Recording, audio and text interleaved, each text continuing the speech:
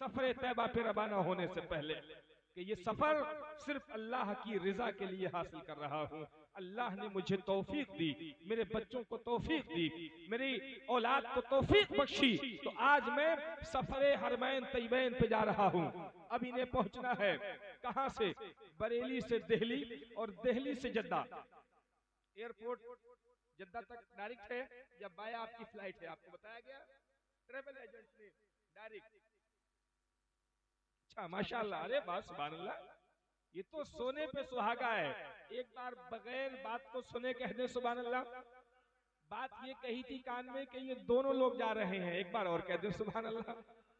आप तो चक्कर में आ गए कि कान में आखिर दम क्या किया। ये कान में दम करने का मसला बड़ा मुश्किल काम है। दोनों लोग जा रहे हैं, अल्लाह पाक हिफाजत फरमाए।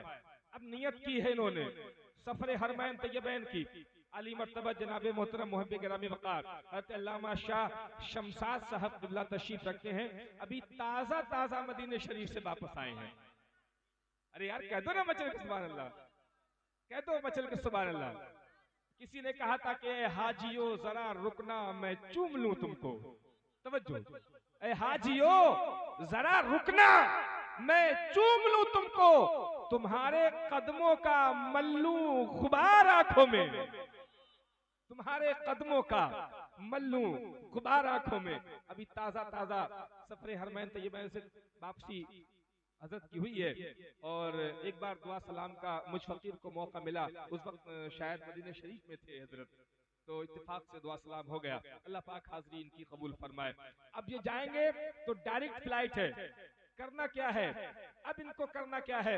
मैं उलमा का सहारा लेकर, इनके कदमों की बरकतें लेकर और इनकी मैयत रिफाकत में जनाब शौकत साहब से चंद जुमले अर्ज कर दूं। अब इन्हें जाना है यहाँ से जिस सवारी से दिल्ली एयरपोर्ट पहुंचे, और एयरपोर्ट पहुंचने के बाद इनकी फ्लाइट तैयार है। अब इन्हें करना क्या है मालूम है? कब सीखेंगे? कब सीखेंगे? वापस आने के बाद या मदीने पहुंचने के बाद? नहीं, इंशाअल्लाह हम उलमाए अहले सुन्नत का सहारा लेकर और बुजुर्गान दीन का फैजान लेकर इन्हें यहां से सिखा के भेजेंगे इंशाअल्लाह, इंशाअल्लाह। अब इन्हें एहराम बांधना है। एहराम क्या है? एहराम, एहराम क्या है? एहराम का माना आता है हराम कर देना। एहराम बांधने के बाद बहुत सी ऐसी चीजें भी बंदे पर नाजायज़ो हराम होती हैं जो बगैर एहराम के हलाल होती हैं। तवज्जो, तवज्जो दें आप। तकरीरें सुनेंगे इंशाअल्लाह। मैं भी तकरीर कर लेता हूँ टूटी फूटी, और चंद मसले मैं आपसे अर्ज कर दूं। अल्लाह ताला मुझे इसका सवाब अता फरमाए और आपको इसकी बरकतें नसीब फरमाए। एहराम बांधना है। एहराम बांधने में बड़ा मुश्किल काम आता है, खासकर उन लोगों को जिनका ताल्लुक बड़े बड़े शहरों से है, बड़े बड़ी जगहों से है, बड़ी बड़ी सिटियों से है। लेकिन हम अल्हम्दुलिल्लाह गांव के रहने वाले लोग हैं, पर डे तहमद बांधते हैं, हमें कोई मुश्किल नहीं है। है कि नहीं बात? लेकिन तहमन से थोड़ा सा डिफरेंस है, थोड़ा सा फर्क है एहराम में। तहमन तो सिलवा भी सकते हैं, लेकिन हालत एहराम में कोई सिला हुआ कपड़ा पहनना जायज नहीं है, सिर्फ 2 सफेद चादरें। अब चादरें कैसी लेनी है वो भी हाजी को, मोतमिर को, उम्रा जाने वाले पर डिपेंड करता है कि वो अपनी नॉलेज का, जानकारी का, अपने इल्म फन का, अपने शऊर का मुजाहरा करे और एहराम खरीदने में होशियारी करे। एक होशियारी तो ये होनी चाहिए कि एहराम छोटा ना हो, दूसरी होशियारी ये होनी चाहिए कि एहराम इतना बारीक ना हो कि पानी पड़ने के बाद जिस्म को साफ साफ दर्शाना शुरू कर दे, बल्कि गर्मी का अगर मौसम है तो टॉवल वाला, तौलिए वाला एहराम होना चाहिए, ताकि आपके जिस्म पर अगर दौराने तवाफ पसीना भी आ जाए तो वो तौलिए वाला एहराम उस पसीने को जज़्ब करता जाए। क्यों हज़रत? है ना? उलमा रहनुमाई फरमाएंगे अगर मैं कहीं मिस्टेक हो रहा हूँ या कहीं पे गलती हो रही है, हो सकती है कहीं पर। अल्हम्दुलिल्लाह जो मैंने सफरे हरमैन तय्यबैन में जितनी बातें देखी हैं, अल्हम्दुलिल्लाह मुझे वहां जाने का मौका मिला है। अल्लाह पाक कबूल फरमा ले मेरी हाजिरी, और दोबारा फिर मुझे वहां जाना नसीब हो जाए। तो वो सारी चीजें मैं जनाब शौक साहब को देना चाहता हूं, क्योंकि ये मसाइल शरइया हैं और ये दीन के वो मसाइल हैं जो हर मोमिन और मुसलमान को अज़बर याद होना चाहिए। कुछ याद होना हो, मगर नबी की शरीयत मुस्तफा का दीन याद होना बहुत जरूरी है, क्योंकि अल्लाह के नबी सल्लल्लाहु अलैहि वसल्लम ने इरशाद फरमाया, तलबुल इल्म फरीदतुन अला कुल्li मुस्लिमिन व मुस्लिमा। इल्म दीन का सीखना फर्ज है हर मुसलमान मर्द और औरत पर। अगर ये जिंदगी के 50, 51, 52, 65, 60 साल तक नहीं सीख पाए, लेकिन आज उलमा का काफिला है जो काम 60 साल में इन्होंने नहीं किया है, वो 60 मिनट के अंदर करवा दिया जाएगा इंशाअल्लाह। सिखाएंगे, बताएंगे, हम उसका सवाब पाएंगे, हम एहसान नहीं करेंगे इन पे, अपनी जिम्मेदारी निभाएंगे अल्लाह की बारगाह में उसकी रजा हासिल करने के लिए। अब इन्हें एहराम बांधना है, एहराम इतना सॉफ्ट होना चाहिए, इतना मुलायम होना चाहिए, इतना बढ़िया क्वालिटी का होना चाहिए कि जहां से आप उसे फोल्ड करना चाहें तो कर लें, फोल्ड करने में दिक्कत ना हो। कभी कभी एहराम इतना सख्त लट्ठे का लोग ले लेते हैं, मैंने वहां देखा कि एहराम सख्त होने की वजह से जिसमें जहां तहां रेशिस पैदा हो जाती है, जिस्म छिल जाता है, क्योंकि चलना बहुत पड़ता है, ताकत की जरूरत पड़ती है। अब इन्हें एहराम बांधना है। एहराम बांधना कैसे, मैं आपके सामने एहराम बांध कर इनको सिखाता हूं इंशाअल्लाह। क्या ठीक रहेगा? ये खड़े होइए आप, खड़े होइए आप। जलसे होते रहते हैं और होते रहेंगे, लेकिन एक सेशन जलसे में दीन सीखने और सिखाने का भी हो जाए तो सुभान अल्लाह, सुभान अल्लाह।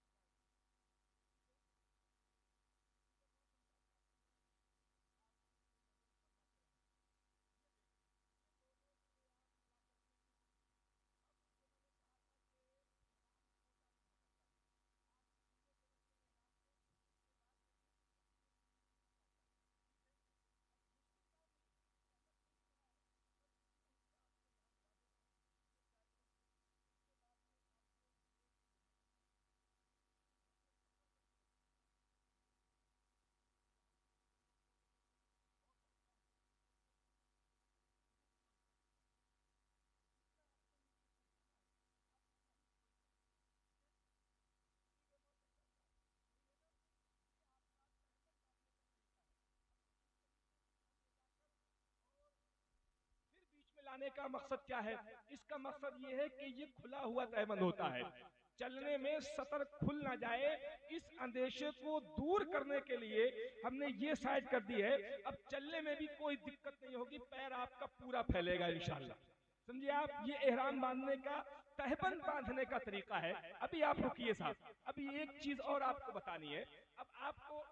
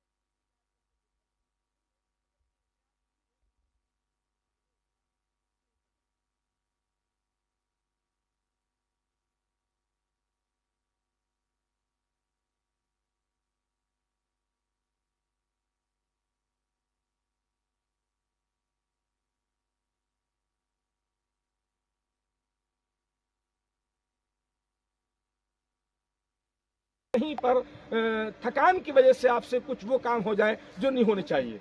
ठीक है, अब आप जब काबे शरीफ में दाखिल हुए और पहली नज़र पड़ती है उसकी तमाम तर फ़ज़ाइल और वो तमाम तर बातें आपने उलमा के सामने, उलमा की ज़बानी और जलसो जुलूस के ताल्लुक़ से बारहा सुनी होंगी कि काबे शरीफ में पहली नज़र पड़ते ही क्या कैफियत और क्या कंडीशन होती है। यही वजह है कि जो उलमा ने इरशाद फरमाया कि काबे पर पहली नजर पड़ते ही जो दुआ मांगी जाए वो रद्द नहीं होती है, क्योंकि वो कैफियत ही ऐसी होती है कि बंदे को अपनी औकात और अल्लाह की कुदरत नजर आ जाती है।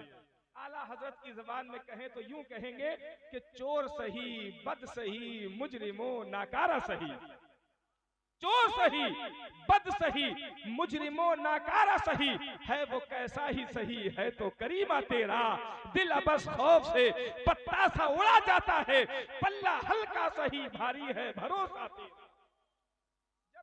जब कैफियत तारी होती है ना काबे शरीफ पे पहली नजर पड़ते ही, तो मैं बयान नहीं कर सकता कि वो कैफियत क्या होती है।